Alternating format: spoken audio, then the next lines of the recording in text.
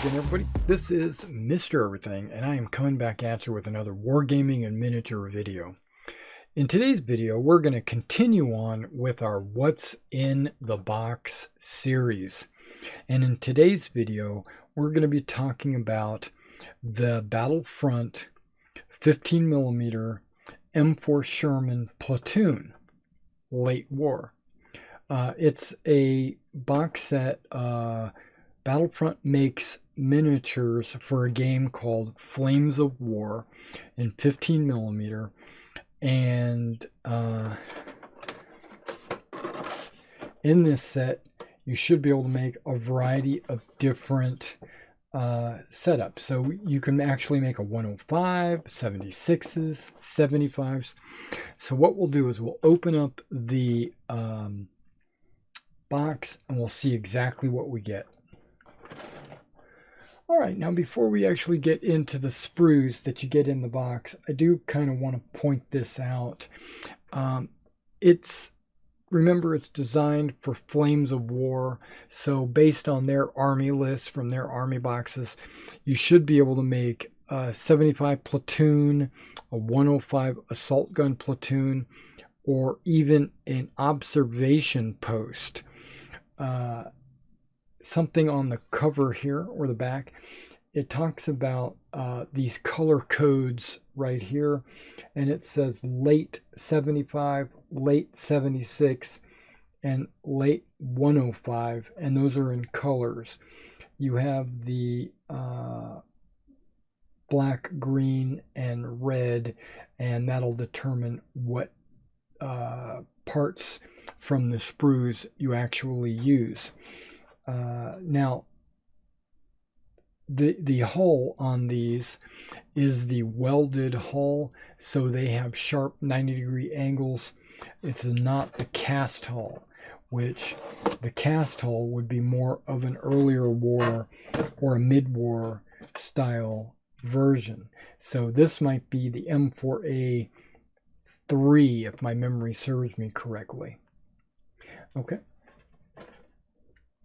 Now with these sprues, you get 2 different sprues, and you get 5 of each sprue, so you can make 5 tanks using this combination of sprues. Now let's take a look at the sprues. Now, before we get up close, I'm gonna zoom in up close so you can see exactly what you get. But the first thing you might notice is you get your lower hull and your upper hull right there, and you get your tracks right there. So these tracks, so there's no real mix and match there. That's all pretty straightforward. Now you do get a couple of different mantlets. You get a couple of different mantlets here. You get a variety of different machine guns from 50 to 30 cals. You get a different type of guns. You get actually a mantlet and a gun, and then you get a different gun here, and then you get 2 different guns there with the mantlets and a short barrel there. So this is probably the 105. You're looking at 75s or 76s here and 75s over there. So you get a lot of different options. But this is something that I thought was very, very cool. I'm excited about this. You notice you get 2 turret bottoms and 2 turret tops, and each of these turret bottoms, you get this one because of the 76. It's got the long backside. They needed extra room because of the breach of the 76 gun.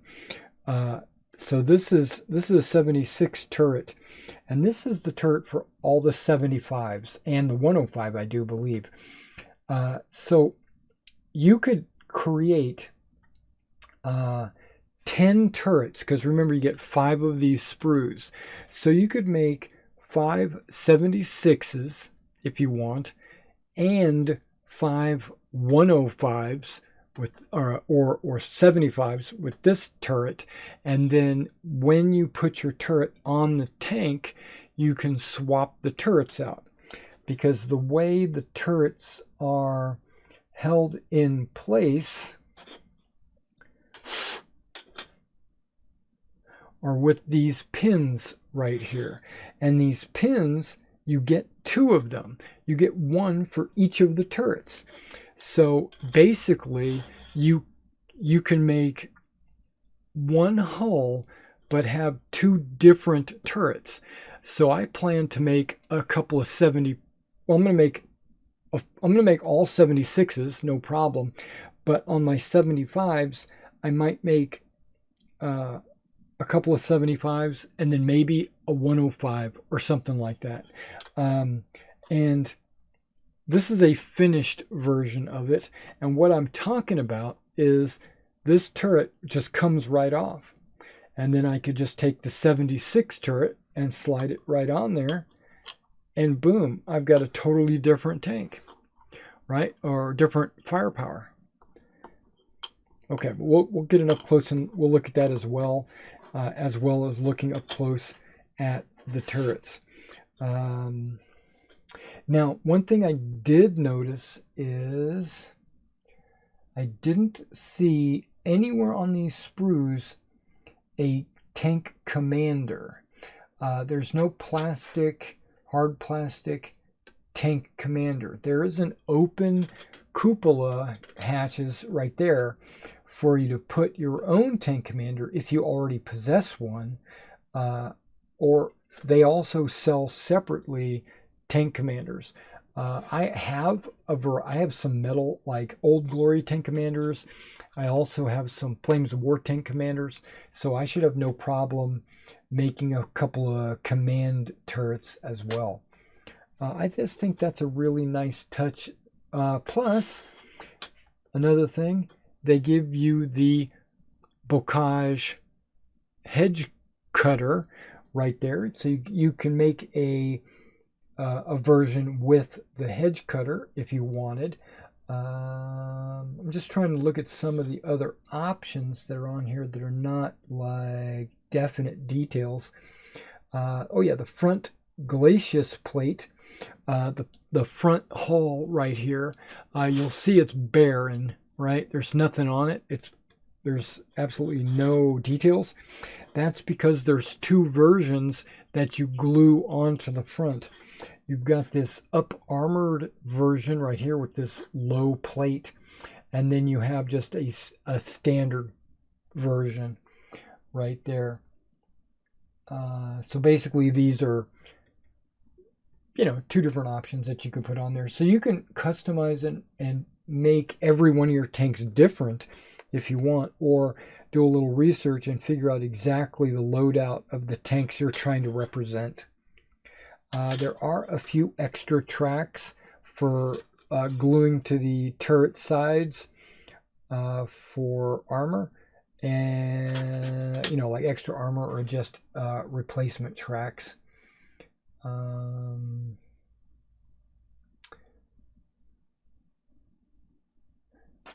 Yeah.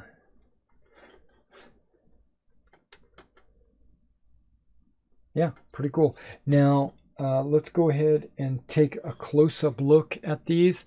So let me bring these up and readjust my focus, and we'll take a look. All right, guys, let's take a look at those 2 turrets that I was talking about. This is the base turret. You'll notice you got a pretty large hole.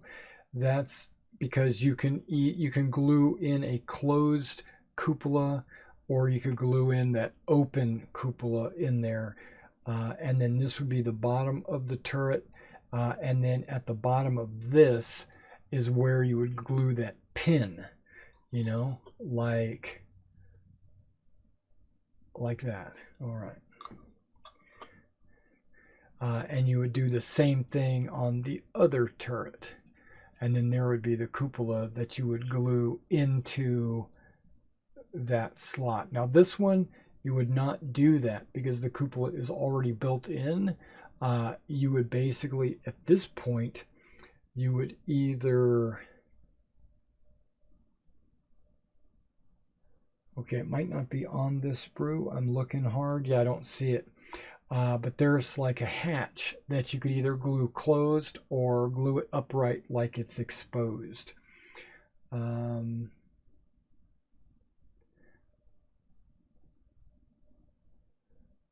Right, now I'm noticing on this turret, there's a hole or a peg for your machine gunner or your machine gun for your tank commander.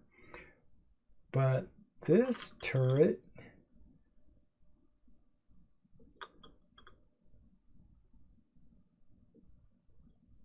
oh, I glued, okay.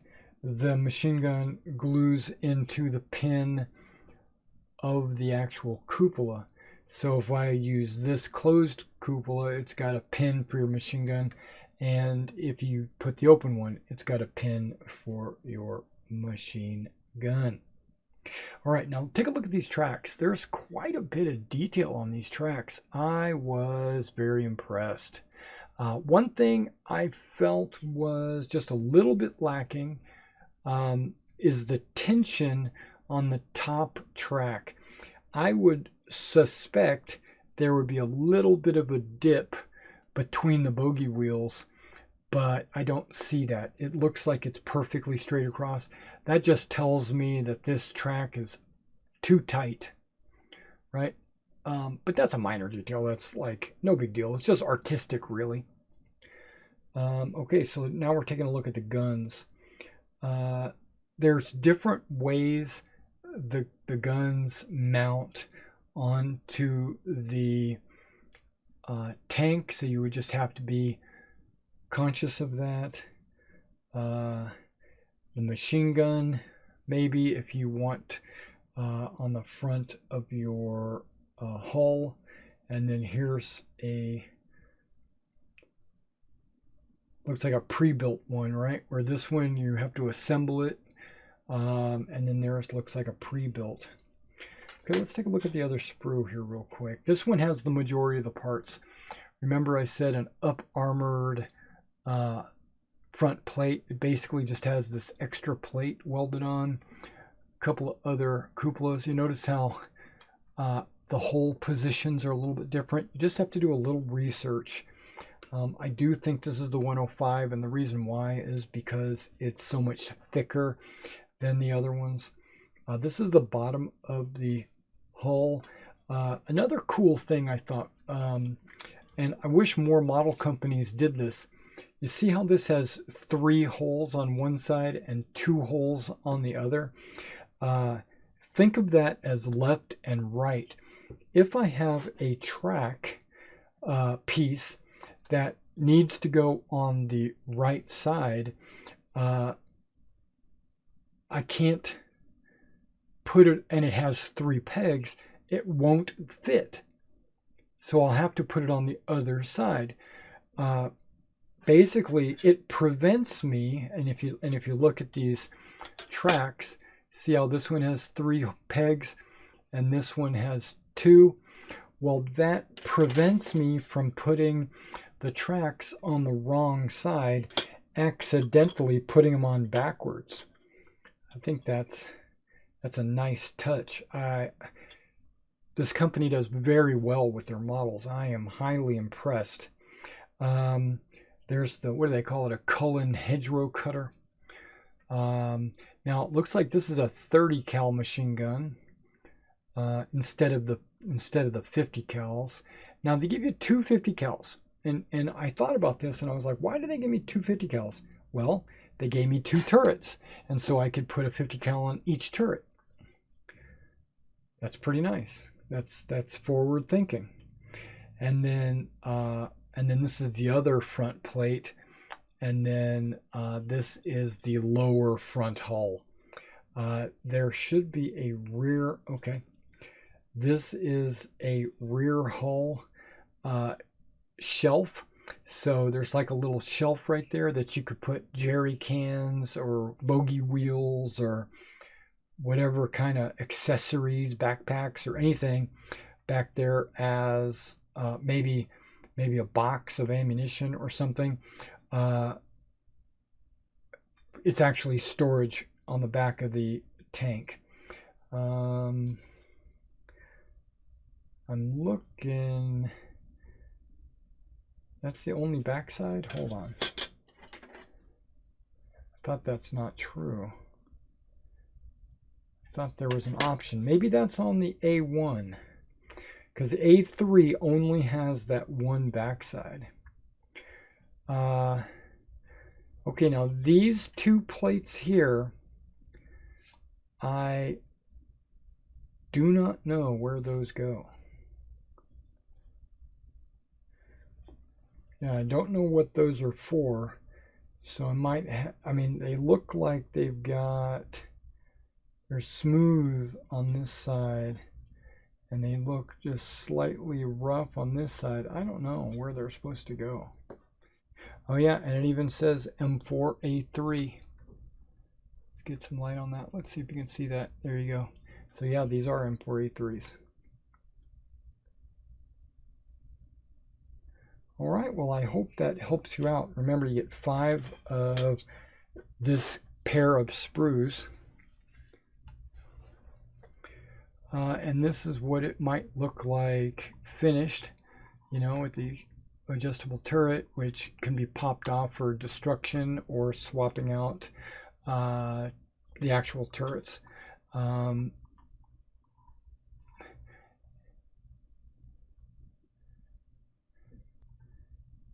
Looks like I put a 50 cal on there. And then you got your little tool sets. It does come with a decal sheet that has identification numbers as well as stars. It also has, I put the decals somewhere else, but it does come with a decal sheet. The majority of the decals are these types of crosses, but it does have one set of crosses that or stars that has a circle around it.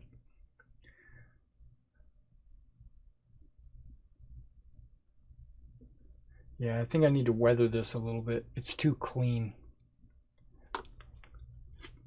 Yeah, and you might be able to see what I'm talking about with the star with the circle around it right there. You know, and then the rest of these are just regular stars. It does come with all those decals. The Flames of War tank decals are probably just a little bit too thick. You really need to double or triple coat, maybe with a decal solvent to try to melt those decals, but be careful because you don't want to damage your decals. And then once the decals are completely dry, then you might want to go back over it with a dull coat sealant, but you'll still see, or at least I did, wasn't able to completely remove the outer edge of the decals, you know, like the clear plastic part of the decal did not actually completely disappear. I got most of it away, but if you look closely, you can still see that plastic decal. I think they make them too thick. All right, guys, thanks for coming out and watching my What's in the Box video series. If you're interested in more of these videos, please like and subscribe to the channel and leave a comment if you want to see other unit types, or if you want to see unit comparisons for manufacturers, or any kind of video you'd like to see me make. Please do that, and I will catch you in the next one.